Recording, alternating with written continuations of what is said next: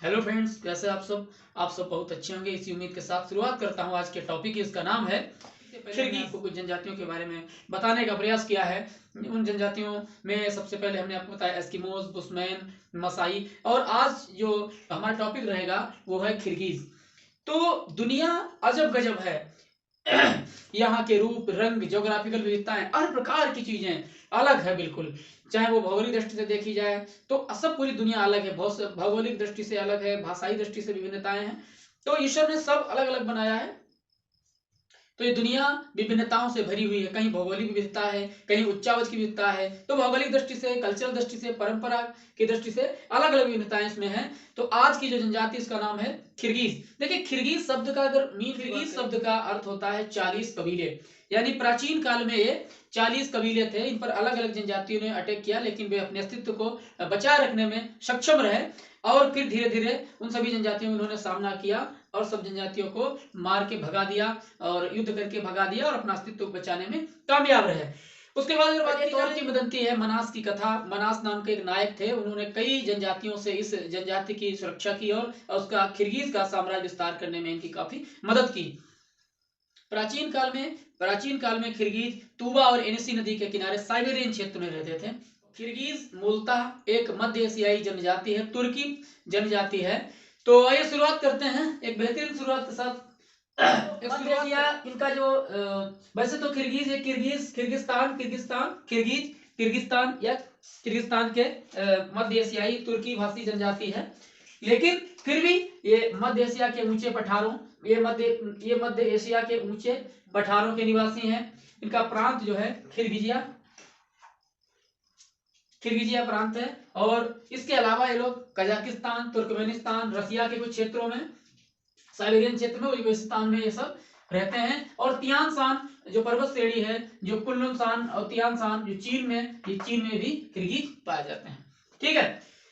अगर क्लाइमेट की बात की जाए, जलवायु की बात की जाए, तो शुष्क महाद्वीपीय प्रकार की जलवायु मिलती है। यहाँ शुष्क महाद्वीपीय प्रकार की जलवायु मिलती है। तो आपको पता है, आपने ज्योग्राफी का अध्ययन किया है तो आपको पता है कि स्टेपीज जो मध्य एशिया और यूरोप को, यानी एशिया और यूरोप को मिलाने मध्य एशिया और यूरोप के बीच में घास के जो शुष्क घास के मैदान पाए जाते हैं स्टेपीज कहता है। तो वही की जनजाति है। मुख्य रूप से घुमक्कड़ जनजाति है, फिर भी ये लोग स्थायी निवास से रहने लगे हैं। धीरे धीरे इनकी संस्कृति में, इनके कल्चर में, इनकी परंपराओं में धीरे धीरे आधुनिकता को देखते काफी बदलाव हुए। लेकिन जो मूल जो किर्गिज हैं वो उसी प्रकार के हैं, उसी प्रकार से अपना जीवन यापन करते हैं।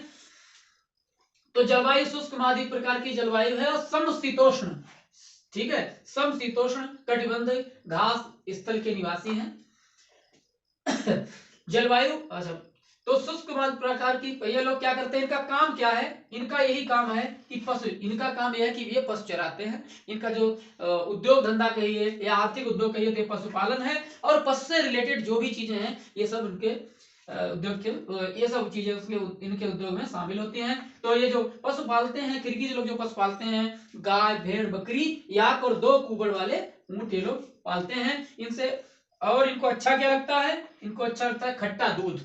मट्ठा नहीं पीते हैं, खट्टा दूध, पनीर, मांस और मक्खन, ये इनके पसंदीदा भोजन है। और अगर वस्त्र की बात की जाए तो एक जो की क्लॉथिंग है, वस्त्र क्या पहनते हैं? ऊन या खाल से बने इनके वस्त्र होते हैं। क्योंकि साइबेरिया की बात की जा रही है, तो वहां काफी ठंड होती है।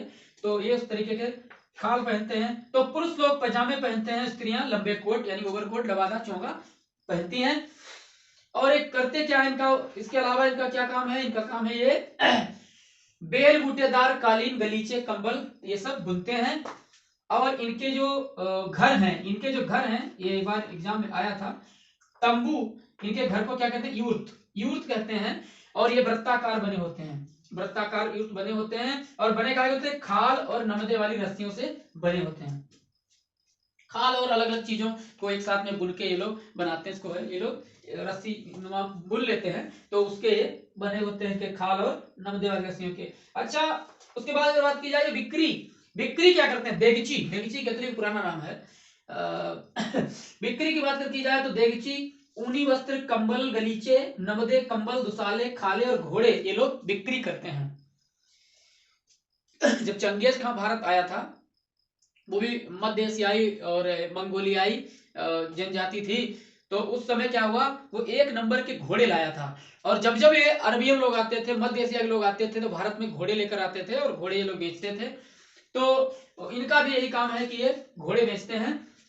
और खरीदते क्या है, खरीदेंगे तो वही जिनके पास नहीं है। क्या खरीदते हैं, आटा खरीदते हैं, चाय खरीदते हैं, नमक खरीदते हैं, सूती वस्त्र, माचिस, बंदूकें आज खरीदते हैं, क्योंकि इनको रास्ते में लुटेरों का भी डर होता है। इन्हीं की छोटी मोटी प्रजातियां, जनजातियां इनको मौका पाके लूट लेती हैं। ये सब खाना बदोश हैं, आज यहाँ कल वहां घुमक्कड़ प्रजाति के लोग होते हैं, तो आपस में ये लूट खसोट भी कर लेते हैं।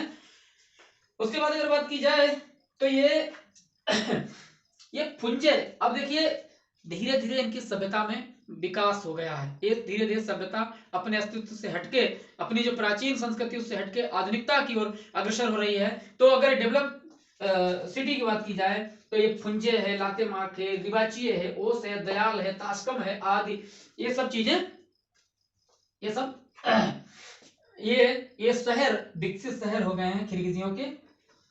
और भाषा की बात की जाए तो ये इनकी भाषा जो है तुर्की भाषा है, ये तुर्की भाषी है।